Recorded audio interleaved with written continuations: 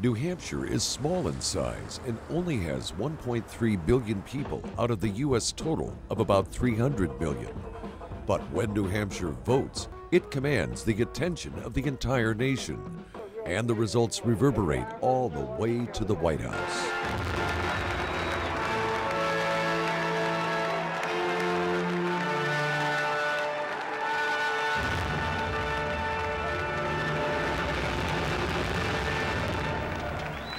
Every 4 years, New Hampshire temporarily becomes the center of the U.S. political universe. The northeastern state is the first to hold a primary election where voters show preference for a particular Democratic or Republican presidential candidate. In most states, voters registered with a political party can only vote for that party's candidates. But some states, such as New Hampshire, also let voters not registered with a party take part. American University's Candace Nelson. The purpose of the primary season was to enable candidates to introduce themselves to the voters, to let the voters get to know the candidates, to think about the candidates over the course of 3 or 4 months. And what do you do, Brenda? I'm a teacher. That's great. Candidates have always campaigned person to person in primary states such as New Hampshire, going from town to town, shaking hands, attending rallies, and other means of contact with the electorate. Thank you for having me. Thank you for giving me a chance to come and visit a little bit about why I'm asking for your vote. The presidential candidates are usually in New Hampshire non-stop in the days just before the primary.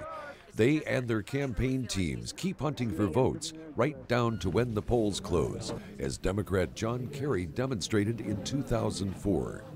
We got to go out and do the work. We've got to turn out the vote. We got to make those calls. We got to knock on those doors. We have to complete the mission. The traditional 3 to 4 month period of states holding primaries and caucuses has been shrinking in recent presidential elections as states go earlier and earlier in hopes of gaining greater visibility and power in determining the party's presidential nominee. Some people have proposed that all states conduct their primaries or caucuses on the same day. The arguments on that, both pro and con, are stated by Georgetown University's Mark Rome. The main advantage of a national primary is that the votes from individuals across the nation would count equally towards choosing the presidential candidates. That would be a good thing. The bad thing about a national primary is it would give special advantages to those who have raised the most money and those who have the highest name, the highest popularity when the race starts.